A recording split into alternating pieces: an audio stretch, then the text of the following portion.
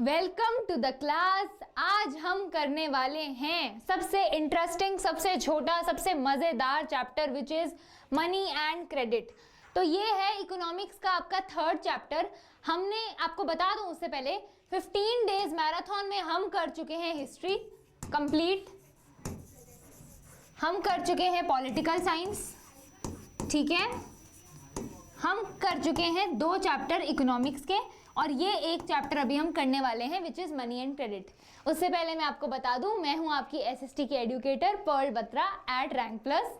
तो money and credit छोटा सा चैप्टर है, हमारी बहुत सिंपल अप्रोच रहती है। अगर कोई नया है तो मैं उसे बता दूं, इन वीडियोस में हम क्या करते हैं, हम हर थ्योरी के अराउंड जो क्वेश्चन होता है उसको डिस्कस करते हैं। एनसीईआरटी से क्या क्या क्वेश्चन बन सकता है, कौन से थिंकर से क्या हो सकता है, वो सब मैं आपको बताती हूँ। और मेरे जो प्यारे स्टूडेंट्स जिनको 100 लाने हैं एग्जाम में, वो क्या अपने एग्जाम में एक्स्ट्रा लिख सकते हैं हर क्वेश्चन में से, हम यहाँ पे वो भी डिस्कस करते हैं। तो मैं आपसे ये सजेस्ट करना चाहूँगी वीडियो के स्टार्ट में ही कि विजुअल से ज़्यादा focus on what I speak, क्योंकि जब मैं आपको चीज़ें डिस्कस करती हूँ, जब मैं चीज़ें बताती हूँ, तो काफ़ी कुछ ऐसा होता है, न्यू पॉइंट्स होते हैं जो मैं यहाँ पे शायद लिख नहीं पाती क्योंकि ऐसे ऐसे इतना कुछ बोलना पड़ता है, पर आई कम्युनिकेट हियर। तो आप नए हो तो वेलकम, पुराने हो तो और भी ज़्यादा वेलकम। अभी हम पढ़ने वाले हैं मनी एंड क्रेडिट। उससे पहले हम देख लेते हैं, बहुत सिंपल छोटा चैप्टर है, कोशिश करेंगे ज़्यादा लंबा ना खींचूं क्योंकि इतना बड़ा है नहीं ये। तो आई वोंट से कि मैं इसको अननेसेसरी ड्रैग करूंगी, बिल्कुल नहीं। जिसमें स्टूडेंट्स का फायदा हो वही होगा, ठीक है। अब देखो, मनी से पहले बेटा क्या होता था, मनी जब नहीं थी हमारे पास, ये पेपर करेंसी नहीं थी, हमारे पास चेक नहीं था, हमारे पास डिमांड ड्राफ्ट का कोई भी ऑप्शन नहीं था, या फिर पैसा नहीं था। बेसिकली पैसा है तो बड़ी बड़ी बातें हैं, ठीक है, वो सब नहीं था। तो उससे पहले क्या होता था बेटा, बार्टर सिस्टम होता था। उससे पहले क्या होता था, बार्टर सिस्टम होता था। बार्टर सिस्टम का क्या मतलब होता है कि एक एंशिएंट मेथड है, पहले डेफिनेशन देख देते हैं फिर समझा दूंगी। सेम टू सेम लिखा ना, स्क्रीनशॉट ले लेना, जहाँ पे गुड्स और सर्विस को एक्सचेंज किया जाता था, ठीक है, गुड्स और सर्विस को एक्सचेंज किया जाता था विदाउट मनी, ठीक है। मान लो मुझे चाहिए एक पेंसिल और आपको चाहिए पेन, तो आप क्या बोलोगे, ठीक है, कि पैसे तो थे नहीं, तब करेंसी नहीं थी, सिक्के नहीं थे, कुछ भी नहीं था। तो आपने क्या किया, आपने मुझे अपना दे दी पेंसिल और मैं आपको उसके बदले दे दूंगी अपना पेन, ठीक है। ये हो गया बार्टर सिस्टम कि तू मुझे ले, तो मुझे दे दे ये चीज और मैं तुझे दे देती हूँ ये चीज। So when you exchange things but उसमें कोई पैसे इन्वॉल्व ना हो, वो होता है बार्टर सिस्टम।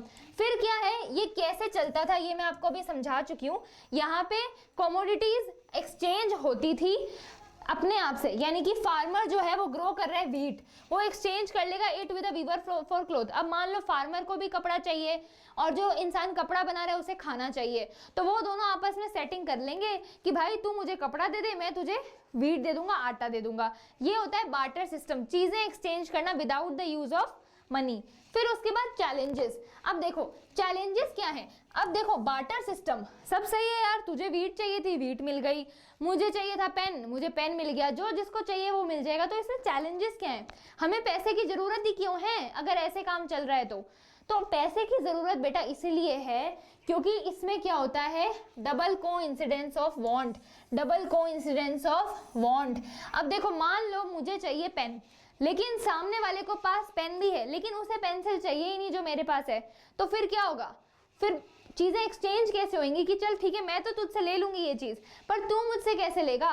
तो ये होता है डबल कोइंसिडेंस ऑफ वांट। इसमें क्या होता है, आप विलिंग होने चाहिए to exchange at the same time, ठीक है। और इसका एक बड़ा एग्जाम्पल ये भी है सबसे ज्यादा कि चलो ठीक है, you have pencil, I have pen, लेकिन मुझे चाहिए सोना, मुझे चाहिए एक गोल्ड की सुंदर सी चेन, और आप कह रहे हो कि मेरे पास तो पेंसिल है, ठीक है, तो मतलब इसका मतलब मेरे पास पेंसिल है और आपके पास गोल्ड की चेन है, ठीक है, और मुझे चाहिए गोल्ड की चेन लेकिन आपको पेंसिल नहीं चाहिए। तो क्या ये जस्ट है सिस्टम कि मैं आपसे ले लूं गोल्ड की चेन और बदले में क्या दूं, एक पेंसिल, चलेगा ये? नहीं चलेगा। तो ये सब आता है डबल कोइंसिडेंस ऑफ वांट में, जहाँ पे जरूरी नहीं है कि आप विलिंग हो to exchange at the same time, और अगर आप विलिंग भी हो तो रिसोर्स में दोनों में फर्क कितना हो जाएगा ना, ठीक है, समझ गए। फिर next, how many solve this issue. अब मनी होता क्या है, सबसे पहले हमें ये जानना चाहिए कि मनी है क्या।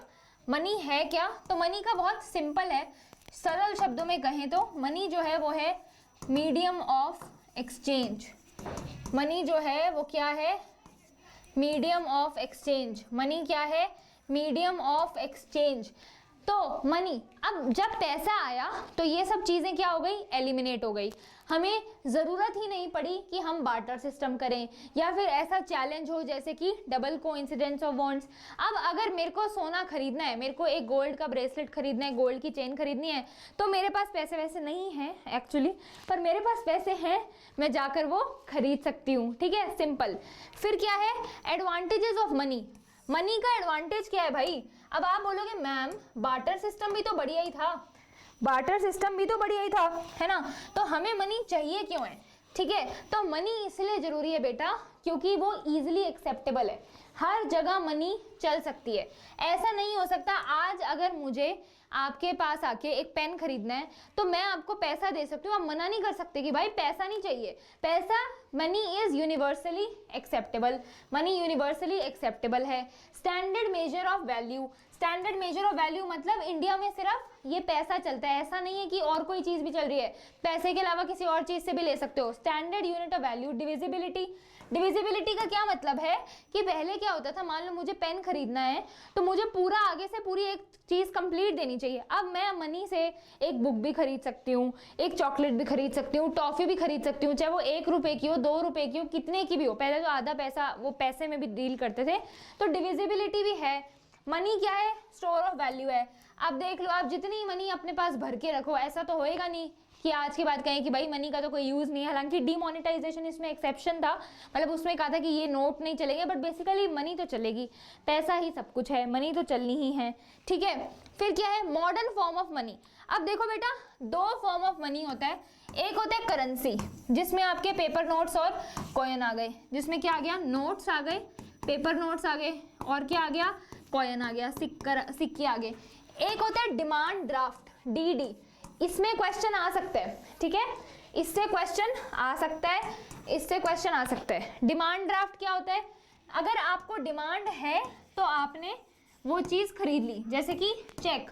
अब जैसे मेरी सैलरी है, मान लो आई एम अर्निंग 1000 रुपीज़, चलो 1000 तो थोड़ा कम हो गया, जैसे मान लो आई एम अर्निंग 10,000 रुपीज़। ठीक है, तो अगर आज ही मेरी कंपनी वाले मुझे 10,000 रुपये दे देंगे तो मैं क्या करूंगी? मैं तो उसको खर्च दूंगी, गलत चीज़ों में खर्च दूंगी या वेस्ट में खर्च दूंगी। इसलिए डिमांड ड्राफ्ट जरूरी है कि आपको चेक मिले, आप उसे बैंक में लगाओ। आपकी एनसीईआरटी में चेक का एक पूरा डायग्राम भी बना हुआ है, वो देख लेना। आप उसे बैंक में लगाओ एंड देन उसके बाद क्या करो, जब आपको ज़रूरत हो you can withdraw the money. तो डिमांड ड्राफ्ट का मतलब क्या होता है कि डिमांड पर, ज़रूरत पड़ने पर निकाली गई मनी। ठीक है, करेंसी, करेंसी कौन ऑथराइज करता है? इंडिया में reserve bank of India, RBI, जो कि कब बना था? When was RBI formed? Homework question है ये आपका, जो यहाँ तक आ गया वीडियो के, मुझे बताना आरबीआई कब बना था। और ये क्वेश्चन भी आ सकता है आरबीआई का रोल क्या है।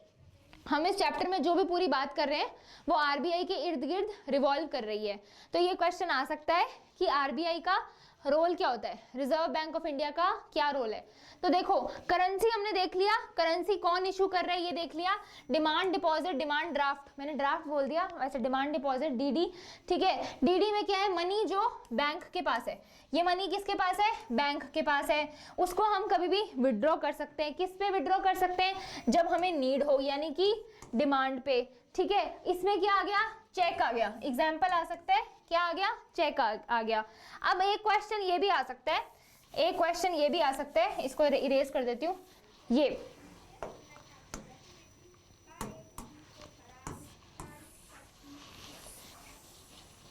क्वेश्चन सब लोग प्रिपेयर कर लेना, वेरी इंपॉर्टेंट, कि why is money the medium of exchange. Money medium exchange का क्यों है? तो अगर लॉन्ग आंसर आते हैं तो आप शुरू कर सकते हो। पहले बार्टर सिस्टम था, डबल कोइंसिडेंस ऑफ बॉन्ड्स था, इसलिए हमें जरूरत था एक मीडियम ऑफ एक्सचेंज की। उसके बाद जो मैंने इससे पहले वाली स्लाइड में 4 पॉइंटर बताए हैं, आप वो लिख कर आ सकते हो। ठीक है, अब मैंने एज इट इज, अगर एकदम एग्जैक्ट आंसर लिखना है तो मैंने नेक्स्ट स्लाइड में इसका आंसर भी दिया है। सबसे पहले मनी ऑथोराइज कौन करता है? गवर्नमेंट। मनी कौन ऑथोराइज करता है? गवर्नमेंट। ठीक है, गवर्नमेंट के साइन होते हैं, आरबीआई इसको इशू करता है, मैं आपको डिस्कस कर चुकी हूँ। फिर क्या है, लीगल टेंडर। लीगल टेंडर कैसे है कि मनी लीगल है, ऐसा नहीं है कि भाई आप मनी को मना कर दो। मैं आपको बोलूँ मुझे पेन चाहिए, मैं आपको 10 रुपये ऑफर करूँ, आपको ना भाई नहीं चलेगी, ये नहीं है। Money is a legal tender, no individual can refuse it. Law इसको क्या करता है, लीगलाइज करता है। फिर है सेंट्रल बैंक रेगुलेशन, कैसे, आरबीआई। कौन रेगुलेट करता है, आरबीआई, ठीक है। सेंट्रल बैंक रेगुलेशन, आरबीआई जो है वो इशू करता है किसको, करेंसी को, किसके बिहाफ पे। इस पे भी क्वेश्चन आ सकता है कि okay I know RBI issues the currency, पर किसके बिहाफ पे, सेंट्रल गवर्नमेंट। इसको कोई मत भूलना, वेरी इंपॉर्टेंट। आरबीआई इशू जो करता है पर किसके बिहाफ पे करता है। फिर क्या है, वाइडली एक्सेप्टेड, मतलब कोई भी मना नहीं कर सकता, मीडियम ऑफ एक्सचेंज है, सब किसी को एक्सेप्ट करना पड़ेगा। फिर है डिमांड डिपॉजिट। अगर डिमांड डिपॉजिट पे ये क्वेश्चन आता है आपका क्वेश्चन, तो एज इट इज ये लिखाना, ठीक है, as it is, same to same ये लिखाना, ठीक है, स्क्रीनशॉट ले लो। अगर डिमांड डिपॉजिट पे क्वेश्चन आता है तो ये लिखाना, ठीक है। डिमांड डिपॉजिट क्या होता है, डिमांड डिपॉजिट वो फंड है जो इंडिविजुअल डिपॉजिट करता है बैंक में और कभी भी विड्रॉ कर सकता है, कभी भी क्या कर सकता है, विड्रॉ, जब उसको नीड हो। और ऐसा नहीं होगा कि भाई अगर मान लो मैं बैंक को जाकर बोलूँ हेलो बैंक जी, आप एक काम करना, मेरे को कल पैसों की ज़रूरत पड़ने वाली है, कल पैसे दे देना। ज़रूरी नहीं है, मतलब ज़रूरी क्या, ये नहीं होता है कि मेरे को बताना पड़ेगा। अब मान लो मैंने अपने फ्रेंड को पैसे, अपने फ्रेंड से पैसे लिए हुए हैं, तो वो मुझे 1 घंटे पहले फ़ोन करेगा ना कि भाई मैं आ रहा हूँ तेरे पास, या मैं आ रही हूँ तेरे पास, मुझे पैसे चाहिए जो मैंने तेरे को उधार दिए थे। लेकिन बैंक के साथ ऐसा नहीं है, हमें उसे प्रायर नोटिस नहीं देना पड़ता, इससे 1 मार्क बन सकता है। कैसे वर्क करता है बैंक, कैसे वर्क करता है बेटा, इसका पूरा सिस्टम है जो हम आगे वाली स्लाइड में पढ़ेंगे। फिर क्या है, इसके की कैरेक्टरिस्टिक्स क्या है, medium of exchange, obviously demand deposit भी एक तरह की मनी ही है। फिर है लिक्विडिटी, ठीक है, लिक्विडिटी का मतलब क्या है, इसको हम कभी भी एक्सेस कर सकते हैं, कभी भी अपने हाथ में इसको ड्राफ्ट करवा के कैश निकाल सकते हैं। फिर क्या है, cheque as a payment method. Cheque as a payment method बहुत कन्वीनियंट है, डायरेक्ट है। एक चेक लिया, साइन करा, सारी डिटेल फिल करी, दे दिया। अब मान लो कैश होगा तो इतना सारा कैश है, लाख रुपए, तो उसको पहले गिनो, फिर डर भी लगेगा कि भाई चोरी ना हो जाए, एक बैग भी खरीदना पड़ेगा इतना कैश रखने के लिए, फिर डर भी लगेगा काला धंधा ना हो, कल को ब्लैक मनी ना हो, मतलब है ना। चेक का आसान है, ठीक है, चेक का बहुत आसान है, ठीक है। अब है रोल ऑफ बैंक, ठीक है। अब क्वेश्चन आता है कि इस सब में बैंक का क्या रोल है, बैंक का क्या रोल है भला। तो बैंक 2 लोगों के बीच में इंटरमीडिएट का काम करता है। अगर आपने पहले वाला चैप्टर देखा है सेक्टर्स ऑफ इंडियन इकोनॉमी, तो उसमें हमने इंटरमीडिएट का मतलब ही पढ़ा है, इंटरमीडिएट फाइनल गुड्स, जिस पे क्वेश्चन आ सकता है। यहाँ पे बोरोवर के बीच में, बोरोवर मतलब मैं जो पैसे खरीद रही हूँ, ठीक है, मतलब बोरो कर रही हूँ कि यार कुछ टाइम के लिए मुझे उधार दे दो ना। डिपॉजिटर मतलब जो लोग बैंक में, जिनके पास बहुत सारे पैसे हैं, एक्स्ट्रा हैं, और वो डिपॉजिट कर रहे हैं बैंक में कि यार इतने सारे घर पे रखेंगे तो चोरी का होगा डर, तो बैंक को दे देते हैं। तो बैंक क्या है, रोल प्ले करता है इंटरमीडियरी का बिटवीन डिपॉजिटर एंड बोरोवर। अब डिपॉजिटर क्या करता है, डिपॉजिट क्या करता है, वो बैंक जो है वो डिपॉजिटर को क्या करता है। मान लो मैं डिपॉजिटर हूँ, ये बैंक है, यहाँ पे कोई खड़ा नहीं है, ठीक है, तो मैं डिपॉजिटर हूँ, मैं बैंक के पास जाऊंगी कि यार मेरे को ना इतने पैसे हैं ना मेरे पास, थोड़े से तुम रख लो। तो मैं बैंक को बोलूँगी कि ये ले मेरे 10,000। अब इसके 2 फायदे हैं, मैं बैंक के पास क्यों जा रही हूँ। अगर वो 10,000 मेरे घर पे पड़े रहेंगे तो चोरी का डर लगेगा, या मैं ज़्यादा खर्च दूंगी, और 10,000 वहाँ पड़े हुए 10,000 ही रहेंगे, कोई ज़्यादा तो होंगे नहीं। लेकिन यही अगर मैं बैंक के पास जाती हूँ, यहाँ बैंक है, मैं बैंक के पास जाती हूँ कि ये लो 10,000, ये लो 10,000, तो बैंक क्या करेगा, एग्जाम्पल के लिए 100 रुपये ले लेते हैं, मैं बैंक के पास जाती हूँ, पर्ल मैम जो है वो बैंक के पास गई, कितना, 100 रुपये लेके। तो बैंक क्या करेगा, बैंक मुझे उस पर क्या करेगा, इंटरेस्ट देगा, बैंक मुझे उस पर इंटरेस्ट देगा। इंडिया में आप देख लेना कि इंटरेस्ट कितना है, ठीक है, बैंक क्या करेगा, मुझे उस पर इंटरेस्ट देगा। यानी कि मान लो 20% इंटरेस्ट है, तो जब मैं उससे लेने जाऊंगी, कितने साल का देख लेना, तो बैंक मुझे 120 रुपये देगा। 100 वो वाले, 20 इंटरेस्ट वाले, मिला के कितने हो गए, 120 रुपये, ठीक है। ये काम है डिपॉजिटर के लिए। अब बैंक लोन के लिए क्या करता है, ठीक है, मान लो मैंने बैंक को 100 रुपए दिए, तो बैंक क्या करेगा, इसका 15% ही अपने पास रखेगा। यानी कि बैंक क्या करेगा, 100 रुपीज मैंने बैंक को दिए, तो बैंक क्या करेगा, 85 रुपीज और 15 का ऐसे बनाएगा, 15 रुपीज रखेगा अपने पास, ठीक है, यानी कि बैंक अपने रिजर्व में रखेगा, इसको आप आगे पढ़ोगे CRR SLR, वो अपने रिजर्व में रखेगा। और 85 रुपीज जो उसके पास बच रहा है उससे क्या दे देगा, लोन दे देगा, उससे क्या दे देगा, लोन दे देगा। तो बैंक एक्सटेंड करेगा loan using deposited fund while keeping a fraction as cash reserve. अब आप बोलोगे मैम आपने 15 रुपए क्यों लिया रिजर्व, क्योंकि 15% ही रखता है। अब 100 रुपए का 15% देख लिया, पूरा अमाउंट आएगा, 200 का होगा तो आपको निकालना पड़ेगा, ठीक है। उसके बाद देखो नेक्स्ट, अब इसमें बैंक की इनकम क्या है, अरे यार मिटा दिया सब। बैंक की इनकम के लिए आप ये डेफिनेशन लिखाना, the interest charge on loans is higher than the interest paid on deposits. इसका मतलब जब मैंने बैंक को 100 रुपए दिए थे तो उस पर भी तो बैंक ने मुझे इंटरेस्ट दिया था ना, मुझे भी तो बैंक ने 120 रुपए वापस दिए थे, ठीक है। लेकिन इस 100 रुपए का बैंक ने 85 रुपीज लोन दिया, ठीक है। 100 रुपए में से 15 रुपए अपने पास रखे और 85 किसको दे दिया, लोन में दे दिया। तो अब जो इंसान वापस करेगा, जो इंसान इसको वापस करेगा इस लोन को, वो बैंक को ऐसा नहीं है कि इतने देगा, वो इतना सारा लोन देगा ना, इंडिया में हर बैंक का अलग लोन है, ठीक है, वो इतना सारा देगा कि मान लो वो 150 देगा। तो बैंक की इनकम कितनी होगी, 150 माइनस 120 यानी कि 30 रुपए, ये बैंक की इनकम है। ये सिर्फ मैंने वो बताया, मतलब हाइपोथेटिकल बताया, रियल नहीं है, ठीक है। तो ये होगा, ये हो गई उसकी डेफिनेशन। अब देखो इसके बाद ये एज इट इज डेफिनेशन का मतलब मैं आपको समझा चुकी हूँ, ये आप लोग कर लेना। हमने पढ़ लिया role of bank, role of RBI वगैरह कुछ आता है, करेंसी इशू करता है, ये सब आप लिखाना, ठीक है। फिर है क्रेडिट। क्रेडिट क्या होता है, क्रेडिट होता है, क्रेडिट पूरा एक एग्रीमेंट होता है। क्रेडिट क्या होता है, पूरा एक एग्रीमेंट होता है जहां पे लेंडर जो है, लेंडर यानी कि अगर मैं किसी को दे रही हूं तो मैं क्या दूंगी, मनी दूंगी या फिर कोई सामान दूंगी या कोई सर्विस दूंगी with the expectation of future payment. Like मैं यहाँ पे पढ़ा रही हूँ, तो अगर मैं यहाँ पे पढ़ा रही हूँ तो आई वुड एक्सपेक्ट ना कि जो मैं यहाँ पे बच्चों को पढ़ा रही हूँ, जो मैं काम कर रही हूँ, उसके मुझे पैसे मिले, है ना। जितने भी लोग हैं, आप लोग भी तो एक्सपेक्ट, आप भी तो क्रेडिट कर रहे हो एक तरह से, आप लोग पढ़ाई कर रहे हो, क्यों कर रहे हो, ताकि आपकी बोर्ड में बिल्कुल 100% मार्क्स आए। ये वैसे मैं समझाने के लिए बोल रही हूँ। क्रेडिट का मतलब क्या होता है, सबसे पहले क्रेडिट एक एग्रीमेंट है जिसमें आप क्या करते हो, आप या तो पैसा देते हो। अगर मैं किसी को पैसा दे रही हूँ, मनी कैसे, मान लो मैंने एक सब्जी वाले भैया को 100 रुपए दिए कि सब्जी वाले भैया ये लो 100 रुपए, आप इतना काम करो कि आपका प्रॉफिट क्या हो, 150 रुपए हो, 50 रुपए प्रॉफिट हो, 100 प्लस 50 150 रुपए। तो मैंने मनी दी, एक एग्रीमेंट बनाया उनसे कि मैं आपको 100 रुपए तो दे रही हूँ लेकिन आप मुझे इसको 150 करके देना, समझ गए। अब क्या है टाइप ऑफ क्रेडिट सिचुएशन, दो टाइप की क्रेडिट सिचुएशन होती है। पॉजिटिव क्रेडिट, आपकी बुक में लिखा हुआ है, सलीम का एग्जाम्पल दिया हुआ है। सलीम को मैंने मान लो लोन दिया कि भाई तू शूज मैन्युफैक्चरर है, मैं तेरे को पैसे दे रही हूँ, तू अपना प्रोडक्शन बढ़ा ले, और वो 50 रुपए से सलीम ने 200 रुपए का काम कर लिया, मतलब 150 का प्रॉफिट हुआ। ये उस क्रेडिट का था पॉजिटिव इम्पैक्ट।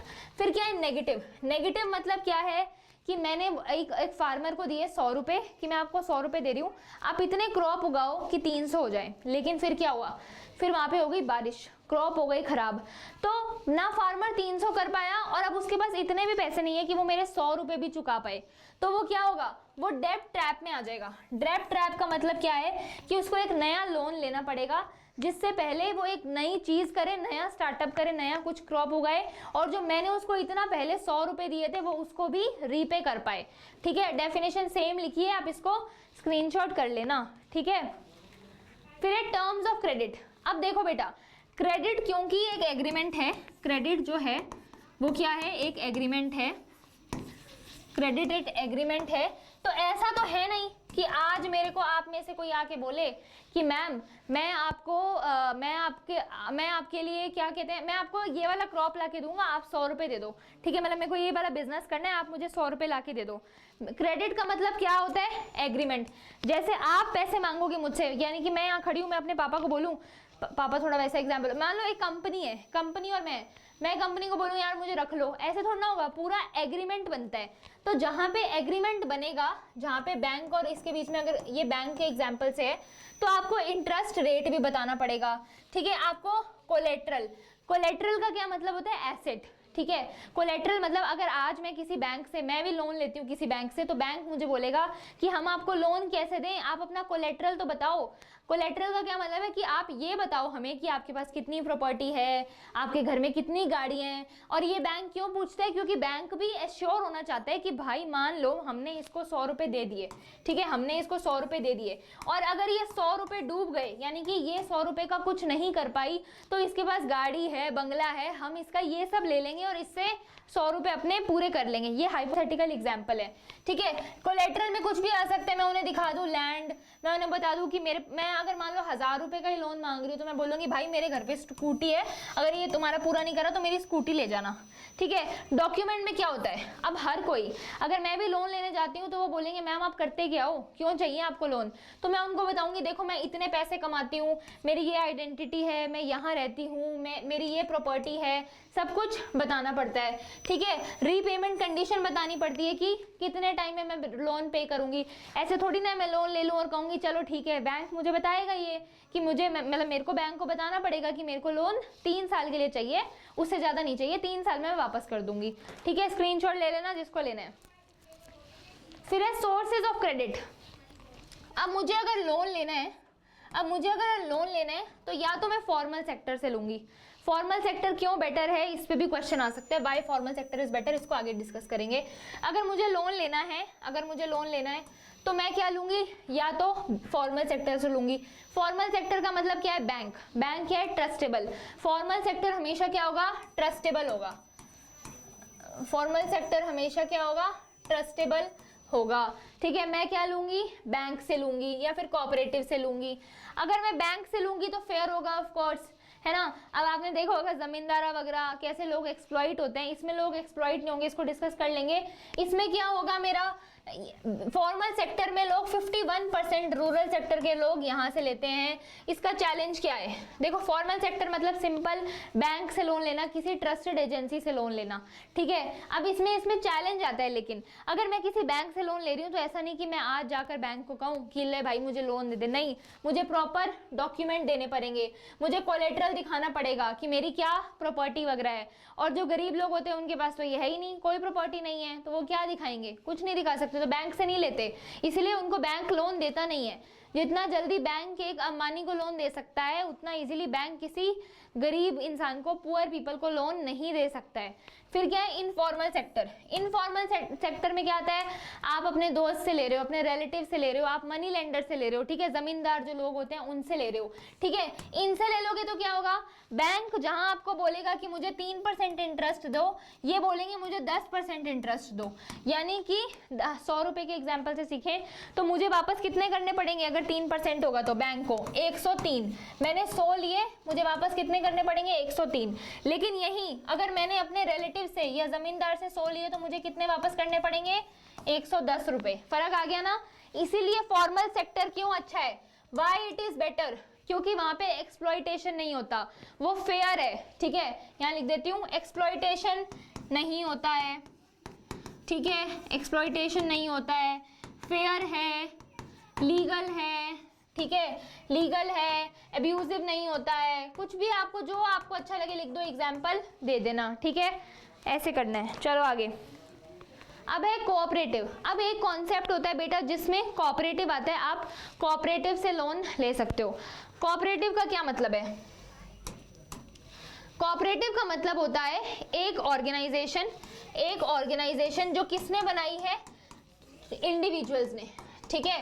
एक ऑर्गेनाइजेशन जो किसने बनाई है, इंडिविजुअल्स ने, जो अपने सारे पैसे डालते हैं, अपने सारे पैसे पूल करते हैं और एक बड़ा रिसोर्स क्रिएट हो जाता है उससे, ठीक है।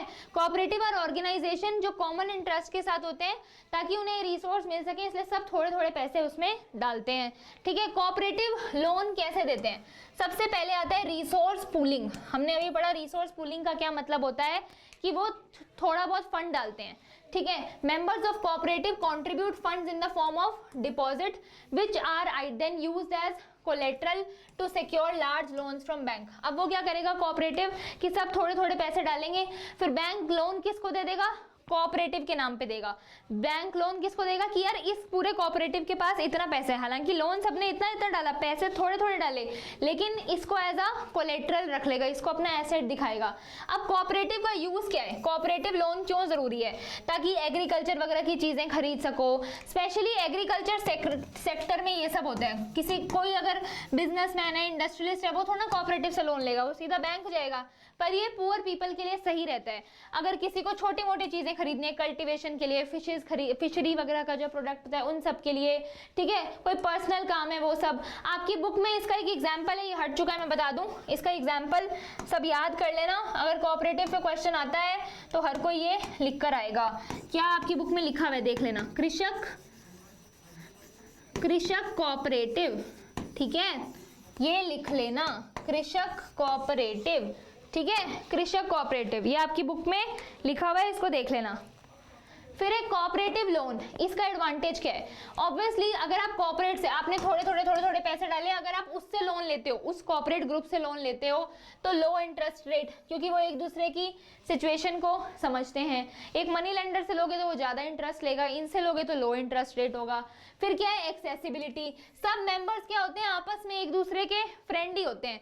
जमींदार के घर जाओगे तो आपको पहले वेट कराएगा, वो 2 घंटे बिठाएगा, यहाँ आप सीधा गए, सब एक दूसरे को जानते होते हैं, आसानी से लोन दे देते हैं। फिर एक कम्युनिटी सपोर्ट, ऑब्वियसली सब एक दूसरे को जानते होते हैं, तो ऐसे हौसला रहता है कि भाई कोई दिक्कत नहीं है, सब हो जाएगा, कम्युनिटी सपोर्ट। इसके चैलेंजेस क्या है, ऑब्वियसली अब ये बैंक जितने पैसे तो नहीं होंगे उनके पास, ठीक है, लिमिटेड रिसोर्सेज।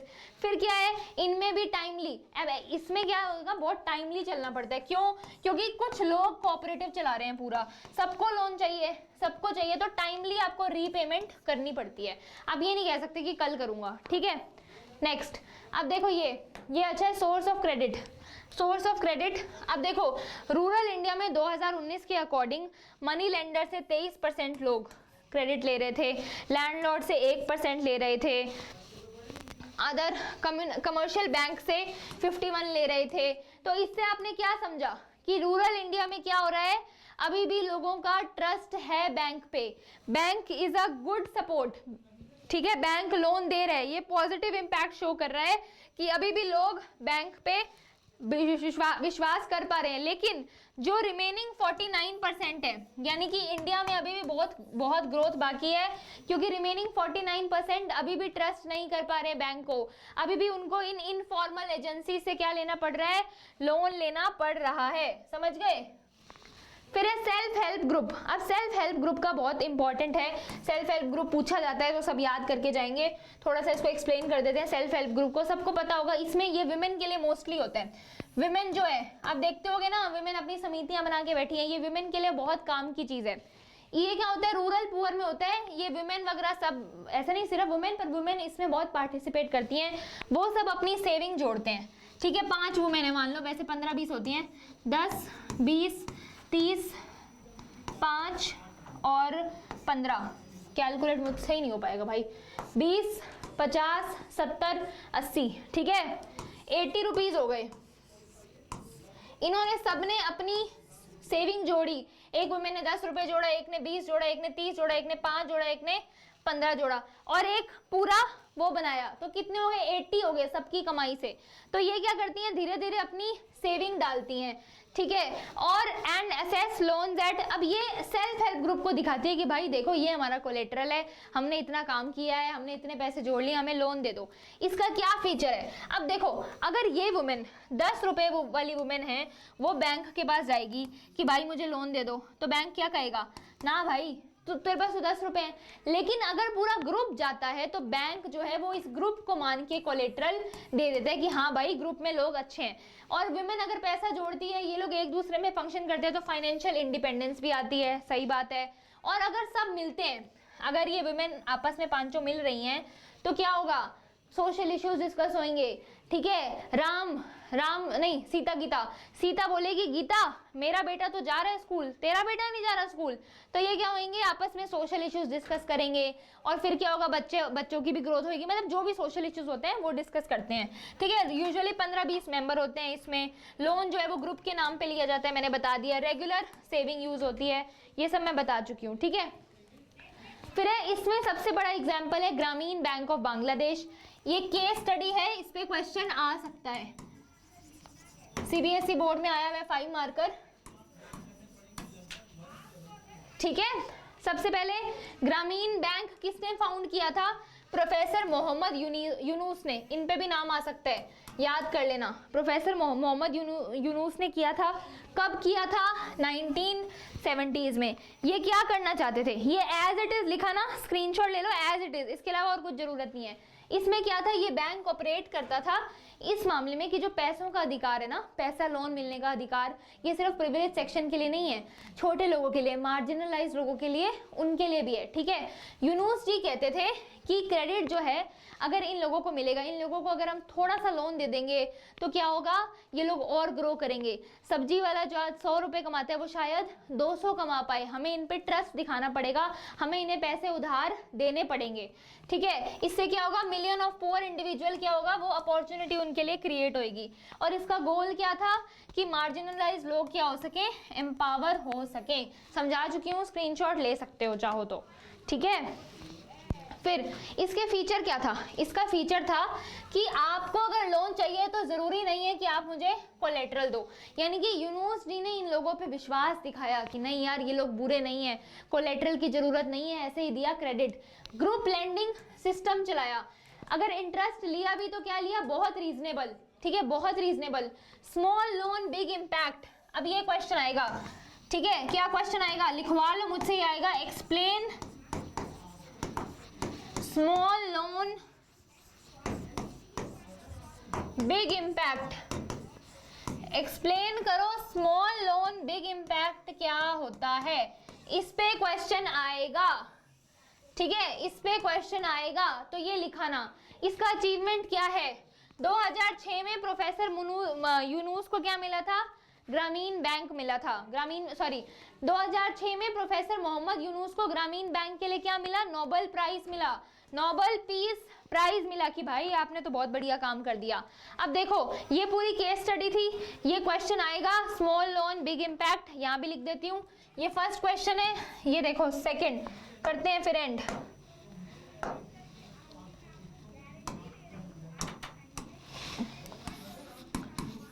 ये भी सब मेरे को कमेंट सेक्शन में बताएंगे। Explain small loan big impact. ठीक है, इसका आंसर सब कमेंट सेक्शन में देंगे। 2 क्वेश्चन है, फर्स्ट ये है, सेकंड ये है, स्क्रीनशॉट ले लो। कल वाले बच्चों को शाउट आउट मिलेगा मंडे वाली क्लास में, डोंट वरी, अभी मैं दे नहीं पाई। ठीक है, थर्ड ये भी 3 क्वेश्चन है, इन सब का आंसर कमेंट सेक्शन में मिलेगा, आपको देना है। मतलब जो आंसर देगा उसको नेक्स्ट क्लास में शाउट आउट मिलेगा, और जिसने money and sectors of Indian economy करा है मुझसे, उनका शाउट आउट बाकी है, उन्हें भी मंडे वाली क्लास में मिलेगा, डोंट वरी। ठीक है, खत्म हो गई क्लास, एंड करते हैं सेशन को। अच्छा लगा हो तो कमेंट सेक्शन में जरूर बताना कि मजा आया या नहीं आया। ठीक है, बाय बाय एवरीवन।